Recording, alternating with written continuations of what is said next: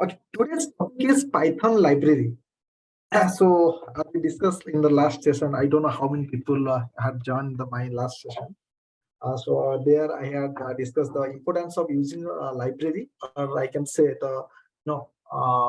why Python is more popular among the other programming languages compared to Java or like .NET or any other programming language.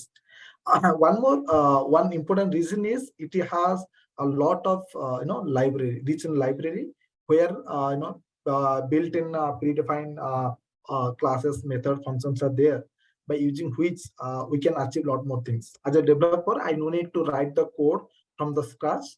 I just have to use the already readily available method or function to achieve my output. Yeah. So I have just listed a few libraries because it's not possible to write down all the libraries in a single page. So the important libraries I just spell out like Numpy, Panda, Matplotlib, scikit-learn. Apart from that, we have TensorFlow, Keras, and a lot more things. Okay, who is definitely used in the machine learning algorithm in the particular in data science field. Okay. In today's topic, we'll just deep dive into Numpy, and I'm planning to take another session maybe when I'll get the chance. Then there we'll get into Panda, and slowly one by one maybe Matplotlib and scikit-learn and so on. Okay. So today we'll just focus on Numpy only. Okay. Okay. In the Numpy, basically we have a lot of operation we are doing, and in the real time also by using Numpy we are doing a lot more operation, especially we are using the sparse matrix, and how we are doing the operation on the matrix or array, I can say. So why Numpy? Basically if we will go for any mathematical operation, then I have to use the Numpy library. And by using which, basically I just dealing with a multi-dimensional array. And I can say, like, as a programmer, the mathematical and logical operation on array I just achieve by using Numpy. And all the transformation and manipulation on the array, that also I can do. And basically all the mathematical operation, linear algebra operation, everything we just do by using the Numpy. We'll see one by one. Okay. So before using any library, let's say I want to use any library, it may be Numpy or Panda or Matplotlib. I have to import that library, so that whatever the classes or method or functions available in that library, it will be available to my environment, and I can use that. If I will not import those library, then it will throw me the error. Okay. Let's say here in my case, I just want to create one dimensional array, and I just want to print that array. That's all, nothing else. Very simple thing I want to do. Okay. I'm just creating one dimensional array which contains 10, 20, 30, 40, 50, and I just want to print that array.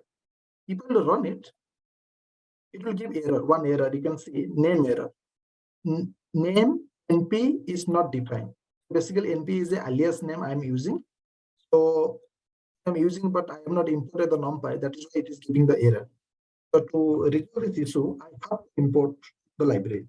Import Numpy as NP.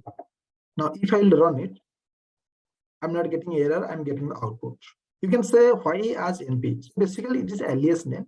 If you will not use NP, not an issue, directly import Numpy, and here instead of NP, you have to use Numpy. This is also fine. Then why I'm using alias name? Well, because here the Numpy, if I will not write NP, always you have to write Numpy everywhere, or maybe you can consider a Matplotlib. So it's a big word, I can say, consists of a lot of character. Matplotlib.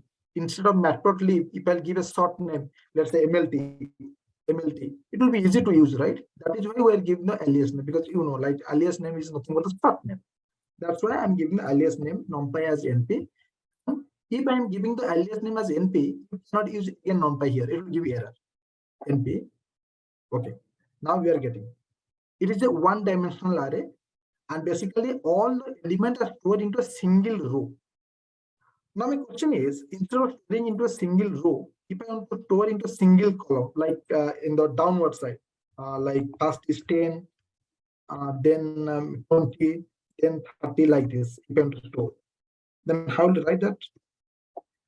I want the output like this only, okay, in the columnar, in the one dimensional, not in the array form, sorry, not in the row wise. I want to store the data in the column wise.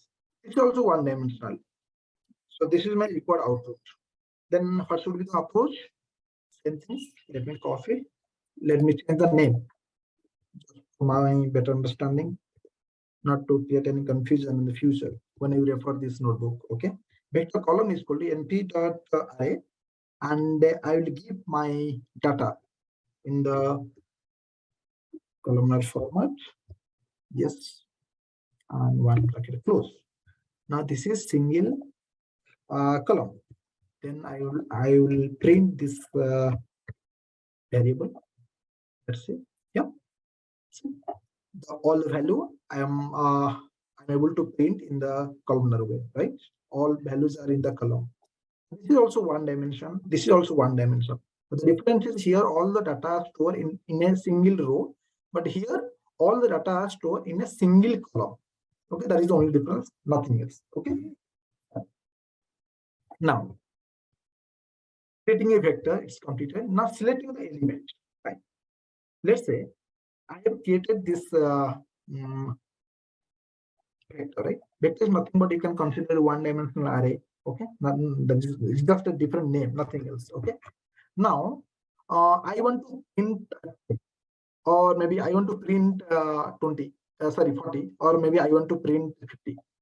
Then, what should be the approach? Print, and this is my variable name. So 10 is present in the index number 0, right? People who have joined my last session, they know I have already taught the slicing concept and indexing concept. Okay. So if I print variable of 0, then definitely it will give 10. Suppose I want to print like 40. 40 is present, like suppose index number is always start from 0, 0, 1, 2, 3. So if I'll give my index number as 3, so definitely it will give me 40, 10, 40, right? And suppose I want to print last, that is 50. So this is nothing but my index number 50. And one more I have given also in the last class, instead of writing index number as 4, I can directly write the negative indexing also, that's -1, right? Again giving 50. This thing we have already seen in the last class. Fine. This is the selecting the element. Okay. So how will select without using indexing also we can select, like by using the slice operation. Let's say I want to print from 10 to 20, or maybe the entire element I want to print 10, 20, 30, 40, 50. Then what should be my approach?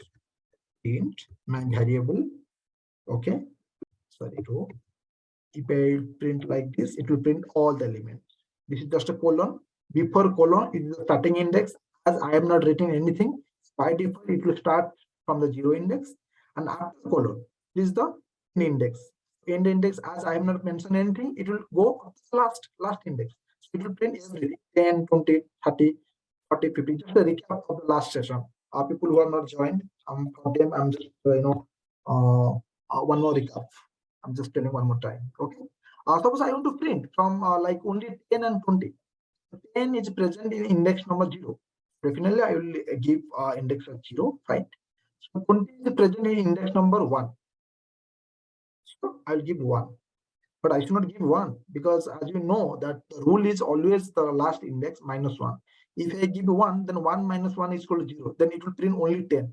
But I want to print 10 and 20. Then what should be my last index? It should be always +1. That is 1 plus 1, that is 2. If I give 2, according to rule, it will be 2 minus 1, that is 1. It will print 10 and 20, right? I'm getting 10 and 20. Perfectly fine, right? You can ask. If I'm not writing anything, it will start from 0 index, right? It is mandatory to write 0, not required. It's not mandatory to write 0. In this case, I should not write like 0. Then it is printing also 10, 20. because if I'm not writing anything, by default start from the starting index. Here my starting index like starting from 0. Okay, this thing we have already covered in the last class. Okay, fine. Now come to we have completed the two things, creating the vector and selecting the element. Now come to creating a matrix. Right. So as I told you, the vector is nothing but basically one-dimensional array, you can say. So whenever I'm telling matrix, it can be one-dimensional, it can be two-dimensional 2D array, or a 2D matrix, you can say, or a three-dimensional, n-dimensional, anything. That we'll see in the third, like creating a matrix.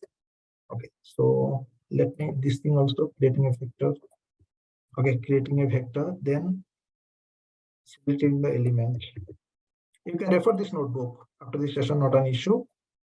That's why I'm giving all the headings and its corresponding description. Okay, so creating the vector, first we have created this thing, then selecting the element. Okay, this is also comes under creating the vector columnar way. Let me cut and paste here. Fine. Okay, so I'll put this is not required here. Now come to creating a matrix. Okay, so let's say I'm taking one variable that is matrix. It can be any name. Okay, it can be A, B, C, your name also. Okay, then numpy np dot array. This is the syntax how we'll create. Okay, now 1, 2, same element I'm taking 1, 2. Okay, one bracket, one more bracket, print matrix. So here I'm creating one matrix. Okay, so this is basically two-dimensional, you can say, because here I have 3 rows are present. This is one row, this is second row, third row, and if you consider column, 2 columns are there. That is, this is the one column, 1, 1, 1. Then this is the second column. Okay, you can see one difference. Whenever I'm creating one-dimensional array or matrix, I'm just giving one bracket, like open bracket, close bracket, square bracket. Whenever I'm creating two-dimensional array, basically this is the open bracket and close bracket. Inside that, again I'm taking one bracket. That is 2 bracket basically we're giving. That is considered two-dimensional array. That's why it's creating two-dimensional array. You can see the difference. The column wise, whatever you consider, that is one bracket. Okay, but here it is present 1, 1, 1, 2, 2, 2, and it's again open bracket and close bracket. This is the creating the matrix. Okay, two-dimensional matrix basically. Let me write down. This is 2D array. 2D array. Okay, two-dimensional matrix or array, you can say. Creating a sparse matrix. This is very important. Before that, let me take another example of creating matrix. Suppose I'm taking a one variable matrix 1, np.array, like okay, 1, 10, 20, 30, 10, 20, 30, and let's say 40, 50, 60. Okay, then 70, 80, 90. Fine. Suppose I want to print this. Yeah, you can see. So basically, this is again a two-dimensional array, but it is having the size 3x3 matrix. This is again a 2D array in size 3x3. Why 3x3? 3, because I have 3 rows. This is first row, second row, and third row, and I have 3 columns. That is, first column is containing 10, 40, 70. Second column containing 20, 50, 80, and third column containing 30, 60, and 90. But in this case, this is having size 3, 2, because I have 3 rows, but only 2 columns. This is 3x3. Okay, that is the difference. Okay.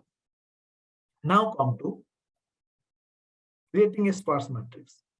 This is very, very important, and this matrix basically we use whenever we work in the data science field, basically in the machine learning. I will explain where we use. Okay, matrix. So what is the difference between, I mean, why you go for sparse matrix? I mean, what is the necessity of that? Okay, we'll see one by one. So let me take one example. confirm once you people are able to see my paint, whatever I have said now. Just draw a line. Just type yes, type yes, type yes. If you are able to see my screen, this is my data set. Okay, consider this is my data set.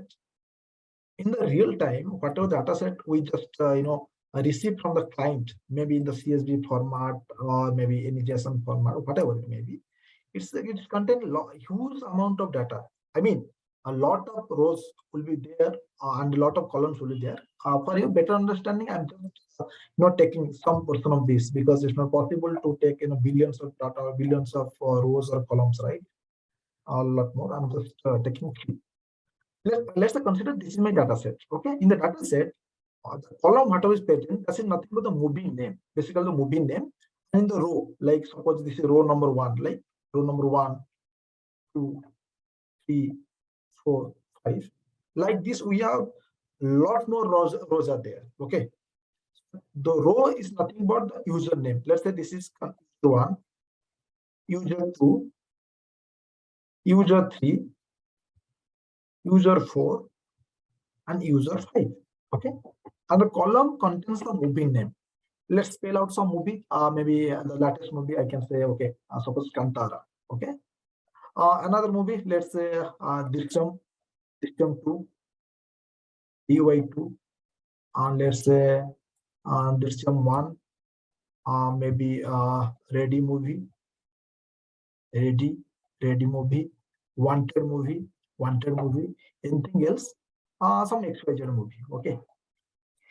So this other one, basically, he's a fan of let's say Salman Khan. So he does not want to miss any movie, where the Salman Khan is the hero. So he just watched the movie where Salman Khan is the hero. Ready? Salman Khan is the hero. Definitely he'll watch it. So he was one time, and Wanted also Salman Khan is the hero. Wanted it 2 times, and he doesn't care about other movie. He has not watched this movie. Kantara 0, 0, 0, and XYZ is also this one 0. You do. This person is preparing for the competitive exam, and he always keep his skill up to date. So what is the latest movie will come, he will see. He will not go 2 3 years back and search in the YouTube and find a good movie and so. What the latest movie goes. So now the latest movie is Kanta, right? Why just watch one time? Maybe this one too. He'll watch. It's a good movie. Maybe he watch 2 times. Other movie does not care. 0 0 0 0 0. U3 is a guy who is the fan of Ajay Devgan. He watch the movie where Ajay Devgan is the hero. He does not care about other South Indian movie or Salman Khan or anything else. He will watch this time too. This is the latest movie. He watched it 5 times. He very rich guy. 5 times he watched this movie, particularly this movie.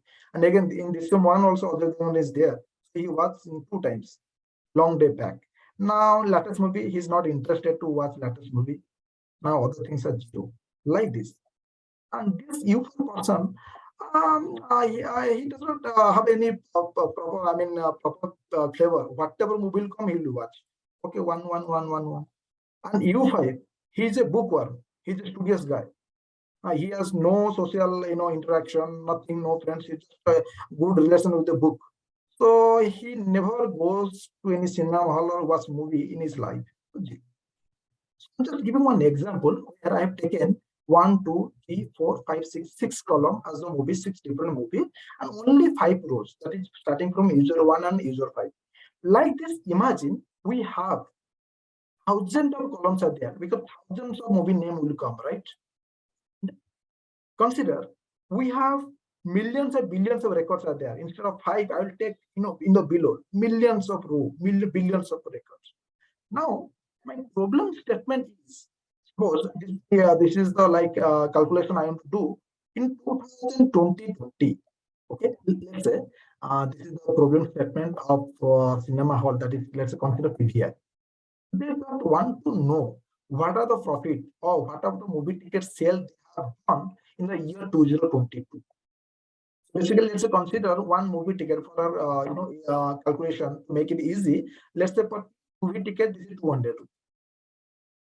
Okay, each movie ticket is 200 rupees. So the user 1, he has visited ready 1, that means 200 rupees plus wanted movie times. 1 time, 2 times. That means 200 plus 200, 400 plus 200, 600 times. User 1 only spends 600 in PVR in 2022. Like this, user 2, again 2 plus 1, 3 into 200, that is 600, right? Now user 5, only one movie here he watched, but 5 times. So 5 into 200, that is 1000. So user 3 spent 1000 rupee in PVR in 2022. Like also again 1, 2, 3, 4, 5, 6, 6 into 200, like 200, right? 1200. Like this. User 5, nothing, 0. Like this, we have lot more user and lot more movie will be there. Now, whenever the PVR will calculate how many sales I have done in 2022, he will add everything. 600 plus 600 plus 1000 plus 1200 plus lot more things. I told you, billions and millions were recorded. Then how is possible? It's not possible for a person or the developer. He will go record, like he just open the Excel sheet or the data, whatever he receive, maybe in CSV format or JSON format, and go line by line. Okay, user 1, 2 times 2 plus 1, 3, 3 into 200, okay, 600. Like how we have done, it's not possible. This is just example I have given. At that time, this sparse matrix will come into the picture. It will help you a lot. How? I'm just explaining in the code. Okay. Let's say I'm taking one generic matrix, like how I've created previously. That is, matrix is equal to np dot array. Let me take this example a little better. It's already written. I'll just extend it. Matrix 2. Okay.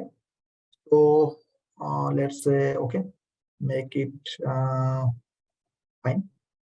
0, 1, 10 times you will watch the movie. People don't have that much patience, right? 2 times, 3 times, you okay. Okay, this is 7 times. Okay, 9 times, 5. Now I am to print. Okay, this is my 3 cross 3 matrix, how I have created before, where you can consider like this. Not try to focus on this example and try to compare with my code. So this is my 5 row I have taken, 5 different users. And maybe instead of 6, you can consider 5 different movies. Kantara, Disham 1, Disham 2, Disham 1 are ready, and a wanted movie. So this is basically 5 cross 5 matrix. Like this, here I'm taking 3 cross 3. Or maybe for your sake of better understanding, I can take not an issue 5 cross 5. Okay, let me do it that. Why people will confuse? Let me 2. Here, let me 1, then again 0.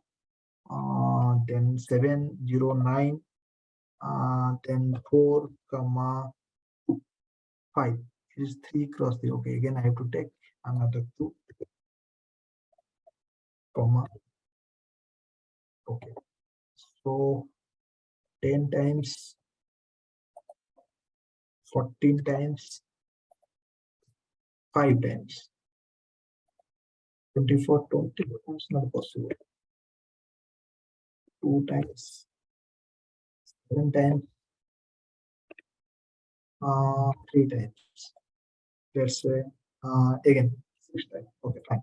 Now try to print. Okay, the same as our example. This is a 5 cross 5 matrix, right? Because I have 5 row, 1, 2, 3, 4, 5, and 5 columns. Consider the first row is nothing but the user 1. User 1 has, was the movie. So what is the first movie name? Let's say Kantara. Okay, he was Kantara. Okay, 1 time. Then 5 times. 5 times he was Drishyam 2. Okay. Then 0 times is the third, that is Drishyam 1. Okay, he has not was. Then 4 times the ready movie, and last one 2 times the wanted movie. Like this. This is the user 2, user 3, user 4, user 5. Suppose my problem statement is same. I want to calculate the number of sales, ticket, or what is the profit I made in year 2022. Then again I have to calculate time into 200. Let's say per ticket is 200. That is fixed for every movie. Okay. Then we say it will take a lot of time, right? And this is just an example, but in real time this is not the case, right? Because we have lot more rows will be there, lot more columns will be there. How sparse matrix will help me a lot. Okay.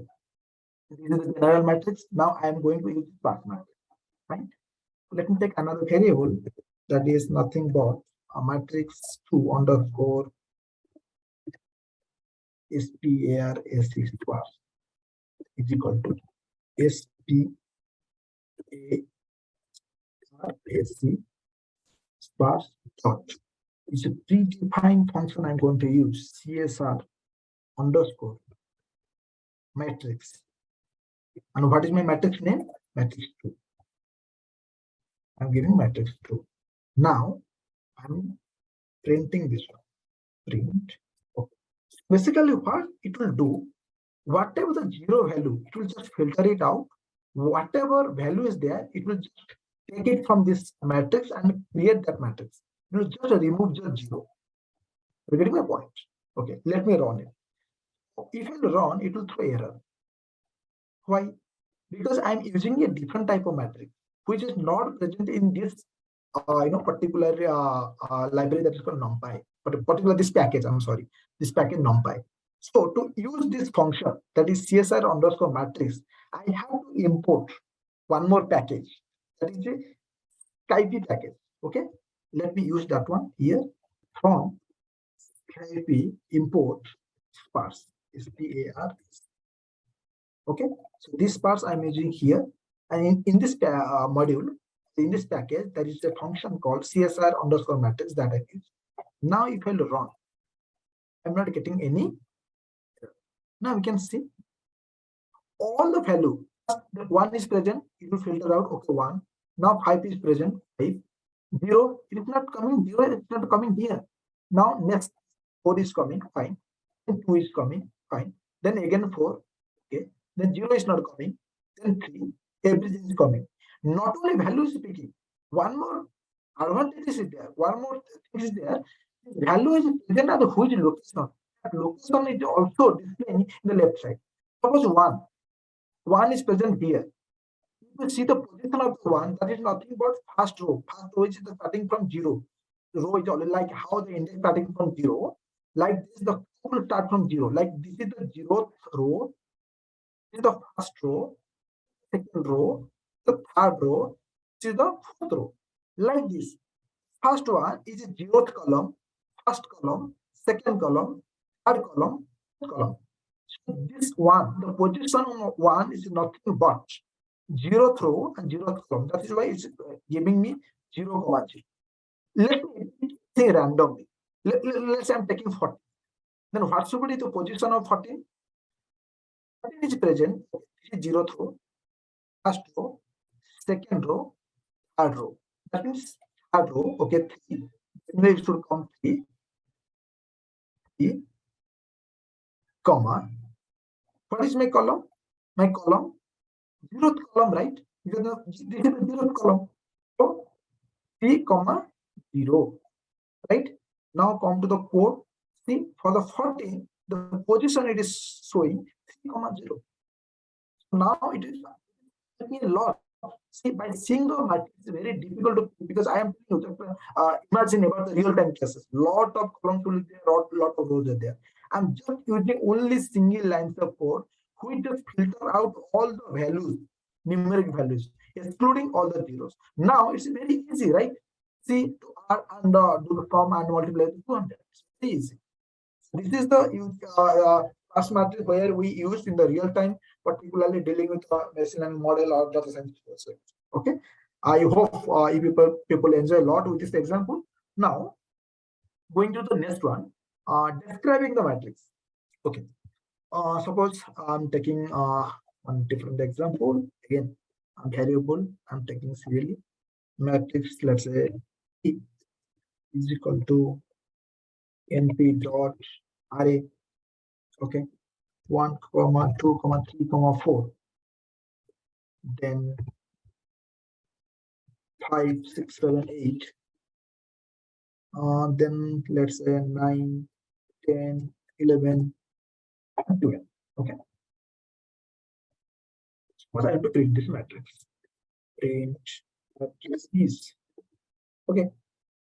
So yeah, I'm able to print. My matrix is 1, 2, 3, 4, 5, 6, 7, 8. 9, 10, 11, 12. Okay, by seeing the matrix, we can understand the size. It is up to like I can say 1, 2, 3, and 4, 3 cross 4 matrix, right? This is again a two-dimensional matrix or two-dimensional array. I can say having size 3, 4. That is, rows are there, 4 columns are there. Now the thing is, okay, I'm just calculating, I'm just counting and writing here. But how? I'll write the code so that it will print and give me the size or the shape of the matrix. For that, we have a predefined method called shape that we are going to use. Suppose, let's say I'm going to use print number of rows and columns. Okay. Number of rows and columns. Let's say columns. Okay, number of rows and columns. And I'm printing print. My matrix name is matrix 3 dot set. Okay, if I print here number of rows and columns, the first before comma whatever is present, that is the number of row. After comma, the second element is nothing but the number of columns. See, now it is giving 3 rows and 4 columns. Here also we have calculated manually. It was same, right? 3, 4. Okay, fine. Now I am to print the size. What is the size of the matrix? Size is nothing but basically the element present in the matrix. Here you can see 4 elements present in the first row, another 4, another 4. So 4 plus 4 plus 4. That is total 12. Size of the matrix, the I can say array is nothing but the 12. Now how I will get that? Okay, we have a predefined called size. If I print matrix the size, sorry, let me change this one. Size of the matrix, right? Basically, size of the matrix or array, you can say. Okay. Now, size of the matrix is 12 because 12 elements are present. If you change anything else, definitely it will change. Instead of 12, it will give something different number. Okay. Now, by seeing this, we understood that it's a two-dimensional array. Prove it. Okay. Let me prove that one also. Whether it is a two-dimensional array or a one-dimensional array, how to know? Number of dimensions. Number of dimensions. Matrix dot nd. N starting from dimension. N-dimensional or two-dimensional, three-dimensional. Basically, we represent it in dimension. If I print here, it is giving number of dimensions equal to 2. Oh, that means it's a two-dimensional array. Hence, 2. Right? Okay. Now, we'll go to the next one. Applying operation to element. We have certain operations that we'll see, which also we use in the real time to help you a lot. Applying operation element. Okay. Operation will apply. Let's say I'm considering the same element, same one, whatever I've taken before. Okay. Otherwise, let me take the first one. Matrix. Let's set a matrix 4. Matrix 4 equal to dot array. Let's say 1, 2, 3, fine. 4, 5, 6, fine. 7, 8, 9, fine. Print matrix 4, matrix 4. Okay, I'm printing 1, 2, 3, 4, 5, 6, 7, 8, 9. Now, there should be a requirement will come that okay, I want to add 100 with each and every element, not only in the first row, not only the second row, or not only the first column or second column. I want to add 100 with each and every element of the matrix. And for that, I need to do a addition operation, that is print matrix, suppose matrix this one, matrix 4 plus 100. Now I'll print. What is printing? In each and every element, just added 100, that is 100 plus 1, 101, 100 plus 2, 102, 100 plus 9, 109. Okay. Now, take the same example, 1, 2, 3, 4, 1, 2, 3, 4, 5, 6, 7, 8, 9. Now, in this matrix, I have to find the minimum element and maximum element. So by seeing this, we can say, okay, in this matrix, the minimum element is 1 and the maximum element is 9. Now, how to do that? By code, using the coding. Now, print we have the predefined method called max and min. Okay, that will use so that it will give my maximum number and minimum number. Let's say maximum value in array. Okay, so comma np dot max of my matrix. My matrix is nothing but matrix 4. And similarly, I want to print the minimum value also. Minimum value in array. Okay, in an array. That is min, np dot min, min. Right? Okay, if I will print maximum value in the given array is 9 and minimum value is given in the array is equal to 1. So by using this, we can find out what is the minimum and max value. Okay, fine. Now, okay, now finding minimum maximum we have covered also. Now resetting the array. Okay. This is very important. This is very important. Like pivoting or transposing, you might have heard this thing in the school time. So this is nothing but this one, the resetting the array. Okay. Suppose I'm taking one like same one. Let me take, or maybe let me take another one. But 5 is equal to np dot matrix of copy. I'll add one more. Okay. Now comma, let me add one more. Row 10, 11, and 12. Now I'm to print. Matrix 5. Fine. So it is coming 1, 2, 3, 4, 5, 6, 7, 8, 9, 10, 11, 12. So by seeing this, you can know, you can say that, okay, it is 4 cross 3 matrix. That means 4 rows are there, 1, 2, 3, 4, and 3 columns are there. So this is basically 2-dimensional array, no doubt on that, 2-dimensional array, but the size is 4 cross 3, right? 4 cross 3. Fine. Now, I want to change the size. So basically, say 4 cross 3, right? How to get that 4 cross 3? We have already seen the size, right? Matrix step. Let me copy. If I'll print here, matrix 5, so it will give me 4 cross 3, right? The 4 rows, 3 columns are there. Now I have to change the shape of it. So to change shape, let's say print which shape you want. Okay. Let's say I want to change it like matrix 5 dot reset. I want to make like from 4 cross 3, I want to do it, let's say 2, 6. That means 2 row, 6 column will be there. Is it possible? Let's say it's possible, not? Yeah, obviously. 1, 2, 3, then 4, 5, 6 is added here, then 7, 8, 9, then 10, 11, 12. So I have 2 rows, and how many columns? This is 1 column, 1, 7. This is 1 column, 2, 3, 4, 5, 6. And you can prove it also. Let's say I'm printing this one. So show me. So is it really 2 cross 6 or not? Okay. No, it's taking this one. Okay. Then let me store in any variable, or maybe with this I can print. I'm changing the shape of this. Then print. Let's see whether it's giving or not. Otherwise, I will store in a variable and obviously it's giving 2 cross 6. That means it's a 2 cross 6 matrix. So that means I'm able to convert it, right? Fine. So this thing definitely we use in the real time. Basically, we just pivot or transpose the matrix. You might have had this thing. So by using the reset, we can change the size of the array. Okay, matrix we can say. Okay. Now transposing a vector. Okay. Now I want to change the rows to column and column to row. Transposing vector or matrix, you can say. Transposing. Same example, let's say I'm taking 6.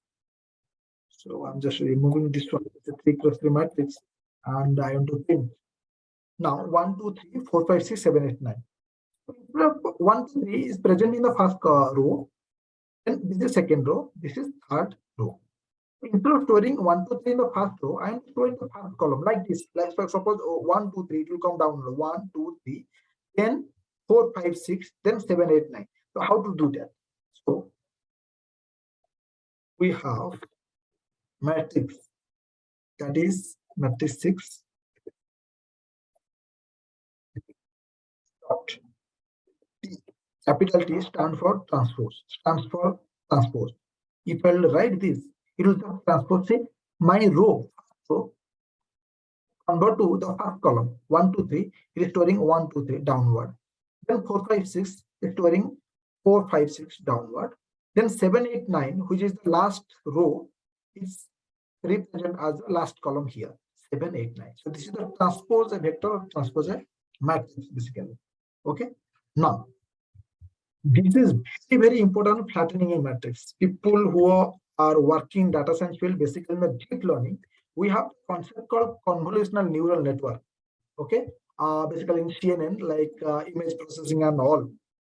So basically, how to in the last layer, whatever the picture we just read as a pixel, we just on the last layer before the output, we just flatten it in a single dimensional array, one dimensional array, and from there it will go to the output layer. Basically, we have three layers: input layer, hidden layer, and output layer. Before output layer, we just flatten all the output, whatever the convolution or whatever the processing we have done in the hidden layer. Okay, so this is a very complex thing. I'm not going deep dive into the activation layer and everything. Just remember this. This is really used in real time. It's very, very important. How to flatten a matrix? Let's say I'm taking one matrix, the similar matrix, 3 cross 3 matrix, 7 print. Sorry, print 7. Okay. So we know this is a 3 cross 3 matrix. Instead of everything, I want to represent in a single matrix, one dimensional matrix, basically. Basically, you can say turning a matrix is nothing but converting a n-dimensional matrix into a one-dimensional matrix. Okay, how to do that? Okay, so print. So matrix. This is my variable name. We have a predefined function called or a method called flatten. FLA. Yeah, flatten. If I use everything is represent in a single row, you can see everything is just represent in a single row. Instead of storing into 3 rows and 3 columns, it just store into a single row, and obviously the column will count will increase. That is 9 column, right? 1, 2, 3, 4, 5, 6, 7, 8, 9.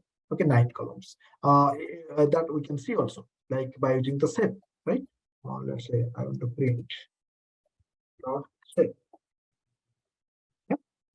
1, 9. That means 1 row, no doubt, and 9 columns are present. But here in this case, if I print, obviously it's 3 plus 3. We know this thing before, right? Matrix 7 dot set. It will be 3 plus 3, no doubt. So we're just converting 3 plus 3 matrix to 1 plus 9 matrix. Okay, and this thing also, instead of flattening means you are just converting one row. Column can be anything. Then we have achieved by using reshape also. By using reshape also, you can convert to 1 row, number of columns. But this is particularly fixed for this one. It will convert to only 1 row. You cannot make by using flattening. You cannot do like 2 row and 9 column, or 2 row like 6 column. No, like not like that. But by using reshape, you can achieve whatever you are achieving by using the flatten. Now, diagonal of a matrix. Okay, we have 2 more minutes. I'm trying to wrap up the things very quickly. Diagonal of a matrix. Fine. So this is my matrix. Fine. Matrix 8. Now I want to print. Okay, so diagonal of the matrix means I want to print. This is the diagonal. You can see the primary diagonal 1, 5, 9. I want to print 1, 5, 9. Okay, so how to do that? Print. This is my variable name, dia diagonal. We have a predefined function called diagonal, which is present in Numpy. Everything is present in Numpy. I'm getting 1, 5, the primary diagonal. I'm getting. Okay. Now, of a matrix, basically I can say. Okay. Let's go to the Next one, that is adding and subtracting. Okay, let it do it very quickly. Adding and subtracting the matrix and multiplying the matrix. This is the last one. Then we'll wind up the session. Adding and subtracting. Let's say I'm taking one matrix A is equal to np dot matrix or np dot array. I can say np dot array 1 1 1. Okay, and again let's say 1 1 1. Okay, no comma. Then let's say 1 1 2. Fine. Or like this, I want to take another matrix. Let's say matrix B. Matrix B is equal to just change the value 1. Let's say 3, and then 1. Let's say 3. 1. Let's say 3 and 8. Now, to add this matrix, suppose print. Let me print separately. This is print A. Matrix B. Print matrix A. Print matrix B. Okay. So this is print matrix A. To show the difference, let's say star 20. Yeah. So before the dotted line, this is a matrix A, and after the dotted line, this is matrix B. Okay. Basically, I want to do the add operation. Okay. So that both the matrix will add and show the result. Okay. Then for that, we have np dot add. Predefined function represented in numpy dot add matrix A, comma matrix B. Okay. Now it will give me the result. See, just 1 plus 1, that is 2. Okay. 3 plus 1, everything element wise addition, like the starting value, and this is starting value. The second value, like this. 3 plus 1, 4. 1 plus 1, 2. Last one you can see. Last is 2 plus 8 is 10. Okay. Like this, we can do the subtract also. For that, we have a method called subtract. Let's say I'll use instead of addition. Let's say I want to do the subtract. Subtract. Subtract. Suppose 1 minus 1, that is 0, obviously. 1 minus 3, so minus 2, right? Yes. Last one you can see 2 minus 8, so minus 6. Yeah, it's going fine. Now the last one, I think present the multiplication. Yeah. Okay. Okay. How to multiply? Let's say same example I'm taking just to save our time. Same example I'm taking. I'll change some value if required. 1 2 3. Okay, that's fine. Not required. Multiply. Okay. Now print and to do the multiplication, or let's make it very easy. Make it very easy. Instead of taking long matrix, make it 2 2 3 4 3 4. Then 11 comma 12. 11 comma 12. I don't want to take 3 plus 3 matrix. I just want to take 2 plus 2. Make it easy. With 13 comma 40. 13 comma 40. Now close. Anything I'm missing? Yes. One more bracket. Correct. Okay. Let me print so that I'll get to know. Print. 20. Print. Is it fine? Yes. 1 2 3 4, then 11 12 13 14. This is a 2 cross 2 matrix. Okay, 2 cross 2 matrix I have taken, and I will do the multiplication operation. Okay, for that we have print np numpy dot. We have a dot product basically, and I will take 2 different matrices. That is matrix A, comma matrix B. Okay. Now see, it's a basically multiplication 2 cross matrix a dot product. Okay. So I don't know how people, how many people know, how many of you know the dot product. This is not just like addition, like how you have added the first element and first element, that is 1 plus 1 2, or maybe subtract from first element to first element, that is 1 minus 1 0. You can say, okay, if I multiply 11 cross 1, that should be 11. Then why it is 37? But this is the dot product. Okay, this is not the element wise multiplication. Okay, so if you want to do the element wise multiplication, then this is a little bit different one. Then if you want the element wise multiplication, then you can use this one, that is matrix A. Okay, then matrix B. It will give element wise multiplication. You can say 1 into 11, 11, okay, into 12, 24, yeah, 30 into 3, 39, and 4 into 10 is equal to 56. This is element wise multiplication, but this is dot product, not the element wise multiplication. So for time being, just keep it aside. We don't have time. Maybe we'll explain the next session. Okay. Yeah. Yeah. That's all from my end. Can you explain? Can you please explain the sparse matrix once again? So, suppose in the real time, you will get a data set, and as you know, in the real time, it consists of billions of records. I mean, a lot of columns will be there, lot of rows will be there. So just for simplicity, I'm taking one example. Just I'm taking 5 columns and 5 rows. My row, different user, that is user 1, user 2, user 3, user 4, and user 5. And 5 different column, that is column name, basically the different movie name.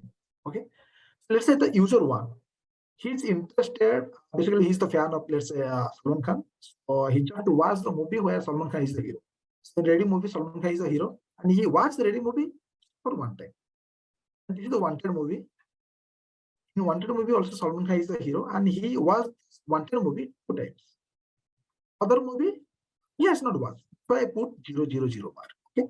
Let's say another user who is the fan of, let's say, like he's not a fan, he's just a randomly picked movie like latest movie. So latest movie comes Kantara, he just watched 1 time. And this one too also the latest movie, he just watched 2 times. This is the random number. It can make it 4, nothing else. Don't be confused between the number. Okay, it can be anything else. Okay, I just take 2 because he just watched movie, particularly this movie 2 times, and this movie 1 time. And user 3, he's the fan of let's say Ajay Devgan. So when in which movie Ajay Devgan is the hero, he just watched those movies. He does not care about other movie. So this one too watch 5 times. Excuse me, sir. The screen isn't visible. Screen is not visible. Okay. Yeah. Sorry, 1 minute. Oh. Okay, just let me know. Now it's okay. Yes. Yes. Okay. So this is the user 4, and he just watched the movie randomly. He just watched movie. I just put 1 1 1 1 1. And user 5, he does not like to watch any movie. That's why I put 0 0 0. Okay. Now my question is, problem statement is, let's say all the movie, let's say in the city there is a PVR center, okay, where all people come in the weekend and they just watch the movie. At the end of the year, like let's say 2022, this is going on. I think today is 20 December, right? So in this in the next 10 days, PVR basically he just try to find out what the profit or how many movie they have sell in this particular year, or how much profit they make in this particular year. To get that number, or to get that basically in the count number in terms of profit, you just have to find out the number of attempts or number of watch time by a particular user, and how many users they watch. Let's say particular you consider user 1 watch wanted movie 2 times, and he watched ready movie 1 time. Basically he watched 3 times. I mean 3 times he had gone to PVR to watch the movie. If you consider per movie ticket is 200 rupees, so 3 movie means 200 into 3, 600 rupees he has spent in PVR in 2020, right? It's for particular one user. Like this, we have 5 different users. So D2 I can calculate separately. Let's say this is 2, 1 again 3, then again 600. Let's say for user 3, watch decision 2 5 times, and decision 1 2 times. Total 5 plus 2 is equal to 7 times, right? After 7 times he has gone to PVR. If each movie ticket count is 200 rupees, so to watch 7 movies, he spends 7 into 2, that is 1400, right? Right? 1400 rupees, right? 1400 rupees. Like this user and user 5. So this is the simply for the sake of simplicity, I have taken only 5 columns, 5 rows. That's why we are able to add things and able to get okay, maybe 600 plus 600, 1400, 1000, something like that, and I will get, let's say I'm getting something like that 2000 or 20,000, something like that. So we'll get to know, okay, in this year we have sell a ticket for like 20,000 rupee or 50,000 rupee or 1 lakh rupee. In the real time, suppose this problem statement is giving to you. How will you calculate? You will come and open the Excel sheet or maybe CSV file and start counting one by one. Not like that. It's not possible also. It's a nightmare journey for you. For that, you have to use the sparse matrix. So suppose the Excel sheet, you know, right? Let me open one Excel sheet. It will be easy. Okay. No data is there. Suppose lot of data will be there. Be able to see in the downward. You will always like go left, right, and you will calculate one by one and start counting right somewhere and do the sum. Right? So this is not possible, right? When millions and billions of records will be there. How do I know? Suppose user one, let's say I'm taking user one. This is user one. User one. Let's say this is movie. Let's say this is 1 time watch, 2 times watch, and this is 0, and this is 0. Okay, this is 0. And at the end, a lot of movie name will be there in the column. Like I can say, a lot more time. Let's say in the 100 movie, watch 5 times. How do I know in the right side at what place 5 is present, 3 is present? So it's a really headache. So to make it very simple, we have the sparse matrix. So what sparse matrix will it do? Whatever the non-zero value is there, it will just pick that. Getting my point? Whatever non-value is there, see, non-value is one is non-zero value, that is non-zero value. It just pick. And you will pick from which location also is also giving. If we are getting this many things, it's very simple, right? Because in an Excel sheet, you are just getting the number. I can add this number easily into 200. That many profit the PVR has made in the year 2022. But if I give this Excel sheet or maybe this, but it's very difficult for you to go and count each by one. Like suppose for user one, okay, 5 plus 1 plus 2. Okay, add into 200. Then for user 2, plus 3 plus 1 into 200. Then user 3, 7 plus 9 plus 4 plus 2 into 2 into 200. Sorry. Then plus. Like this, after that, you will do all the plus, right? Then you will get to know the exact amount. But here, everything makes it easy, right? No need to do manually, no need to figure out the number. Sparse matrix makes the things very easy. I'm getting directly the number. I just have to add this number into 200. That's all, and get the actual price, the price I can say. I think the question who was asked that question. So I think you are clear now, right? Do we need to learn Hadoop or Spark for data science related job? Okay. Golam, MD Golam. Okay. This question is really relevant, but yeah, for career decision, I will tell definitely yes. Why? Because you cannot, avoid Hadoop and Apache Spark. Basically, these things are meant for data processing. So whenever you are telling data science, so one thing remember, data science is not just matter of building the models and all and deploying to the production cluster. This is, I can say, 20-30% of work, but the 70% of work you have to do before creating the model or before processing or before deploying the model. You have to do the data cleanup activity, data wrangling, data gathering, basically from different sources. Once you gather the data, you have to do the data cleanup activity. You have to apply the transformation logic, maybe by using the ETL operation. After that, you have to do the actual, you will apply the actual business logic. Like suppose in the source file, you have 100 columns are there. And your target is like you have the UI people, like maybe they are using the Power BI or Tableau. They just have to create the visualization report and show to the end user or the client to take the business decision. So to create the visualization report, let's say 20 columns are there. But in the source side, 100 columns are there in the source system. Let's say maybe in the CSV file. So you no need to pick all the 100 columns related data and store into storage and do the processing. It will is a costlier operation and it will take a lot of time, and it's not efficient also. So at that time, you have to drop the unwanted columns. So those things, how will you do that? This is nothing but applying the business logic, you can say, or maybe ETL operation, extract, transform, and load. Okay, so for that, for processing Spark is processing engine basically say, and as compared to MapReduce is very much faster. I can say 10x in compared to the in-memory and 100x in compared to hard disk. Basically in the Hadoop is meant for storage and processing. In Hadoop, we have for the processing, we are rely on MapReduce, and for storage, we are rely on SDFS, Hadoop Distributed File System. Again, for the distributed file system is good to store, but for the processing part, whenever coming to MapReduce, compared to MapReduce, Apache works better, I can say. So definitely, if you learn Hadoop and Apache, if you are targeting for data science field, it's definitely a good advantage that you should learn also. It's not like that you will not tell, okay, I'm a data scientist, I'm not a data engineer. Then why I will learn Hadoop and Apache Spark? If you learn, definitely it's a good thing. How many functions are available in Python? Okay, this thing, even if a lot more functions, and it's again depends upon, I can say, the package and all. Let's say, like as I told you, we have the Numpy library, right? In that Numpy library, or whenever I'm importing that package, inside that, lot of functions are there, lot of classes will be there. Like this, whenever I go to Panda, inside the Panda, some different function will get, which will use whenever you are dealing with by using the Panda data frame and all. Okay, whenever you will import the matplotlib, again inside the matplotlib, some different function will be there.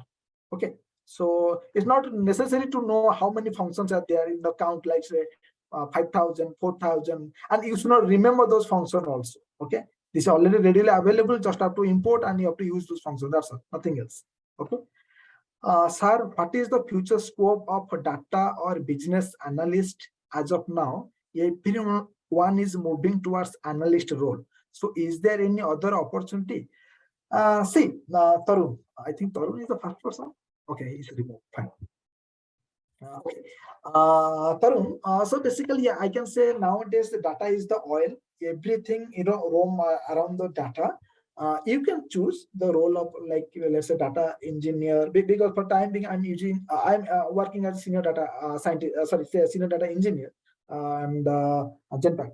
So yeah, so whenever we're working in a project, definitely there is a need of business analyst, data analyst, and data scientist also. In addition to that, we have the requirement of software field also, like a pure developer. Like let's say you will tell, like, I'm a Java developer, or maybe .NET developer, or maybe UI guys. Okay, so that is also there. It's not like that. Everybody are moving towards data field, and that is in one part that is true, but not everyone. But in addition to that, we need the developer also, or like web development, web developer basically say. Okay, so everywhere you have the requirement. Everywhere things are moving. So the thing is, like, those are the old things, people are already exist, but the data related opportunity, whatever the data analyst, data scientist, or data engineering, those are the latest trend, I can say. That's why it seems for you that all people are moving, but it's not like that. People are still working on mainframe. People are still working on testing also, like automation testing. People are still working on Selenium, Python, web development, Python, Java, everything, Django, Flash, everything. Okay, so it's up to you, like which field you will choose and excel on that. Okay, that is very important. It's not like that everybody are moving to data means I will learn also data. Suppose our target is to get a job, and you learn and you feel difficulty, and you are not able to excel on that field. Maybe your peers are doing well, great compared to you, but maybe you have good hands-on skill on development, like coding and all. Maybe you can do great on the development field. Maybe if you go in Java or maybe .NET. So it's a total bias. I mean, you have to take decision by your own on which field you are interested. If you are interested in analyst part, basically in the math, because when you're coming to data scientist, it's purely definitely math, right? You have you should know the statistics, you should know the math, You should know the thinking. You should have the and you have to deal with the business also. Like business. Sir, excuse me, sir. We have only like a few more minutes until 8:25. So Sure. Okay.